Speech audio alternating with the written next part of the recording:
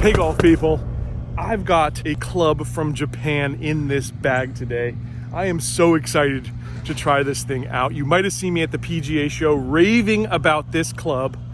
It's not a cheap club, but it just might be the best driver of 2022. There she is, the Docus Design Reloaded. This thing is absolutely incredible. At least what I saw at the PGA show. We'll see if it's just as good out here today. Let me take you through the rest of my bag just for a little quick what's in the bag. We've got a 50, 54, and 58 degree wedge, and we've got a putter.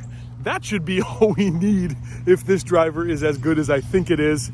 And boy, oh boy, was it good at the PGA show. It was long, it was straight, it was consistent. We've got a windy and cloudy day, so the last thing in my bag is an umbrella. We'll see if we get through this one, guys, but we're gonna have some fun as I show you all you need to know about the Docus Design driver and if it's the best driver out there right now. All right, guys, first hole here. You may have seen it before. It's 361 is what I'm getting right now on my Garmin G80. Available at playbetter.com, link below. We're gonna use this device not only to see some of the club's stats, but also measure just how far these shots go in the fairway. I think they're gonna go a long way. We'll find out.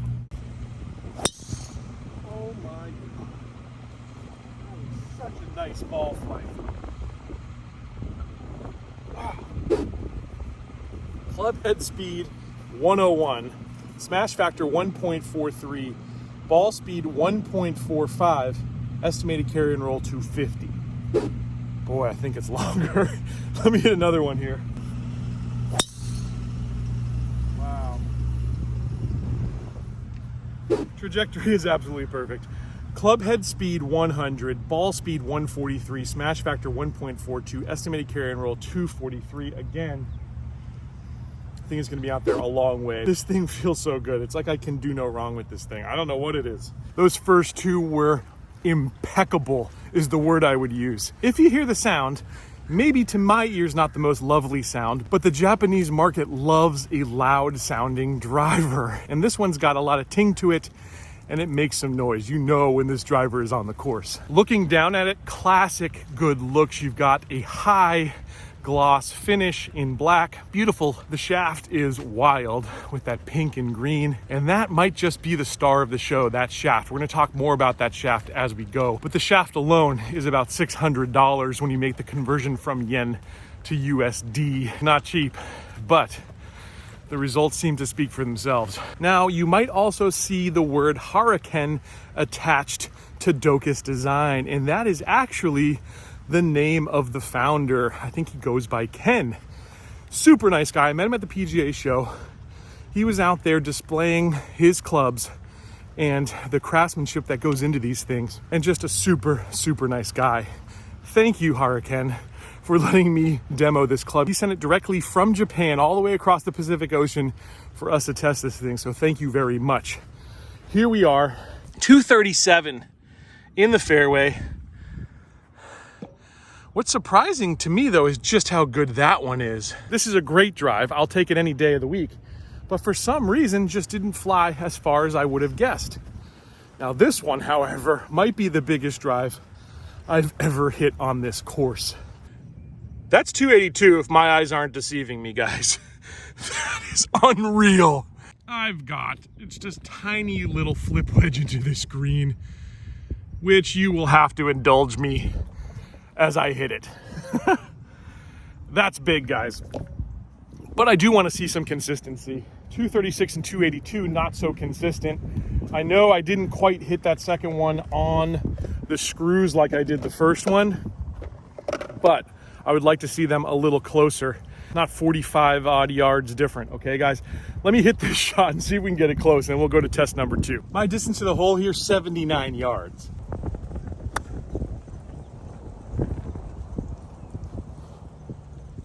It was a good shot, just a little far, and you don't see me go far on this hole often.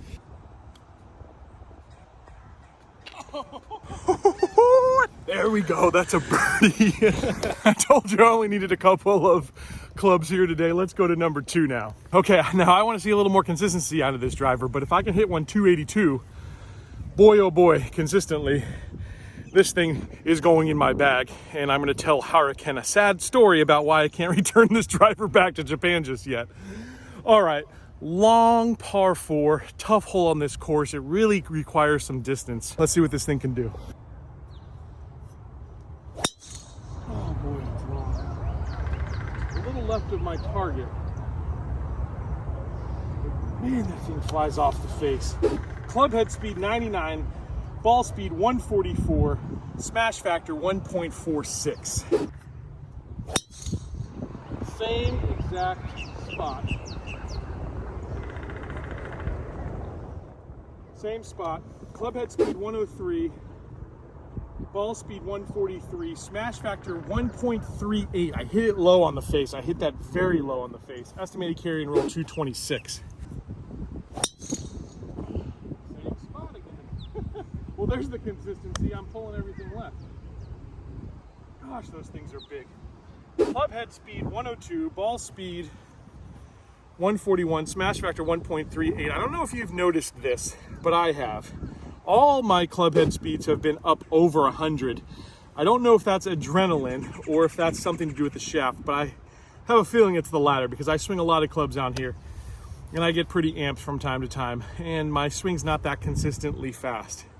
Very interesting. I'd like to look at this thing on the simulator to see where the kick point is and all that. Well, I can't come out here every day and swing perfectly, but so far, even though I've hit a couple low on the face and I just pulled all of those drives on this hole, I'm still liking the fact that this thing's not spraying all over the course. On this hole, everything was pretty much in the exact same spot, and that's what I was talking about in terms of consistency. If you have a one-way miss in golf, that is a lot better than having no idea where that ball's going off the tee. But unfortunately, my one-way miss might have all been in the bunker.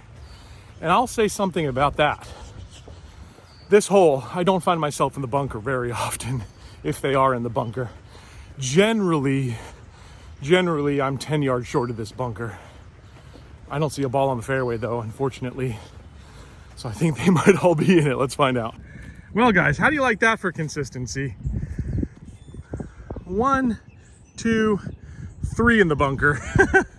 All on the exact same line. That's what I was talking about at the PGA show. All right, here we go. Unfortunately, we're in the bunker, but we're long. 249, 250. I gotta rake all this now too. And this one, a beast, 265. Just updated to 264. We'll call it 264. Really good angle, actually. I just didn't think I could get in this bunker. So in terms of distance, I don't think this thing is lacking any of that.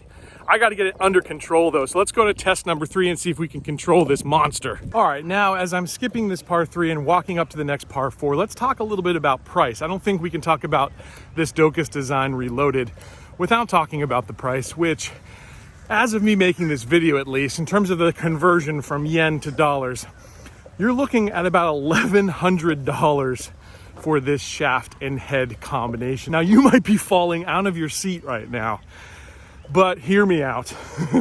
I know, guys, I know. Golf is already an expensive sport. Why make it even more expensive? Well, I don't think this driver is for everybody. Let's just make that very clear right now. This driver is not for a beginner. This driver is not for a high handicapper. This is a driver for someone looking to have the Maserati of golf clubs in their bag, okay? And the reason I'm doing this is because we have all sorts of folks that watch this show. We have folks that want really good value, and we have folks that don't care what the price of the club is. And I am not judging you if you are in either of those categories or somewhere in the middle. But is this club actually a Maserati? If you're paying Maserati prices, are you going to get a Maserati? That's what we're doing out here today. All right, the shaft alone, as I mentioned, $600, which makes that head about $500. I've never played a club where the shaft cost more than the head itself. Now, what makes a $600 shaft, you might be asking, just like I did, and I pose that question to Docus Design. They tell me that the shaft uses a very special 6-axis carbon. That carbon runs the full length of the shaft. That very expensive material provides an unmatched stability and consistency in the swing. I will leave the full response down below in the description for you to check out. But when struck well, that combination is pretty unstoppable. On the first hole, especially for my first hole, not having hit the driver all day other than a few shots out on the range with a different driver, to hit at 282 and to actually have 79 yards in a birdie, unheard of. Absolutely unheard of. To be in the bunker there on all three of those shots very consistently, unheard of. But that's what you're paying for. You're paying for just that little bit better. And when you get to the top end of any market, those incremental differences are extravagant in price sometimes. So I'm not here to justify the price of these clubs. But if you are in search of perfection, this one for me is coming pretty close. Pretty close. I want to see some more balls in the fairway here. This is test number 3. Let's see what happens. Oh boy. That's in the fairway. So beautiful. I took a little off that swing, 99. Ball speed, 141. Smash factor, 1.42. Estimated carry, 221. That is the first one that actually had a little fade to it. Club speed, 101. Ball speed, 137. Smash factor, 1.36. Estimated carry, 212. Oh boy. Man, when it's good, it's good. Club head speed 99, smash factor 1.4, ball speed 140, tempo 2.5, in case you're wondering. Estimated carry 218. Let me hit one more. Hit that one poorly off the face. But it's in the middle of the fairway. Club head speed 97, smash factor 1.37, not so great, like I said. I can feel it on this driver. Ball speed 133, estimated carry 201. And I do like that I can feel it on this driver, by the way. It's really important to have that feedback so you can improve your swing. And sometimes these drivers you can't even tell. This one I definitely can. Let's go find those balls. Here we go, guys. We got one here dead middle of the fairway on a pretty poor shot. Then we've got two big ones up there close to each other. And here's that one that I said was just not the perfect swing, but listen, 229. I would have to go over that tree, but I'm so close I could hit a nice little wedge shot right over that tree. I'll take that. I'm gonna walk directly across the fairway here. Get this thing counting. Again, low hit on the face, very low on the face. Not too far from topping it. 229 though. And look at where we're at. Boy, I'll take that any day of the week. And now we can see where these big boys are. Not as long as that first hole yet. I'll still take that. 245. Perfection. Well, I should say this is perfection, basically. I love to see that thing count up. And we're going to 257. When you make a good swing, even if it's not the perfect swing, you're in a very, very nice spot indeed with this driver. There's one last thing that I would like to test, always like to test, and that's the ability to fade and draw this ball. We'll see how workable this driver is. Guys, if you're enjoying the content so far, please do me a favor and just hit the like button for me. That's going to help this video get even more reach and show people something that I think is really special and folks need to know about it. All right, final test of the day here, guys. We're going to see if I can fade this ball on a hole that has a little bit of a dog leg right to it. Pretty good one, in fact. Almost 90 degrees for that matter.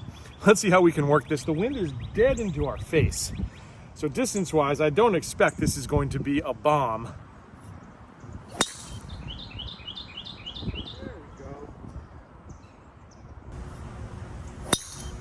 Now that's a power fade.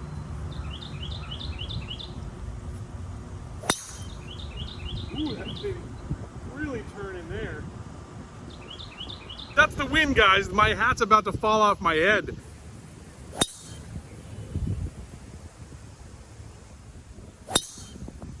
That one's fading out. Oh yeah. Well guys, pretty obvious to me that this club is, I would say, at the high end of workability. We saw with the Rogue and other very forgiving high MOI drivers that they're just not so workable. This one, on the other hand, very easy to bend around. Well guys, what do you think? In my book, a major win for the Docus Design Reloaded.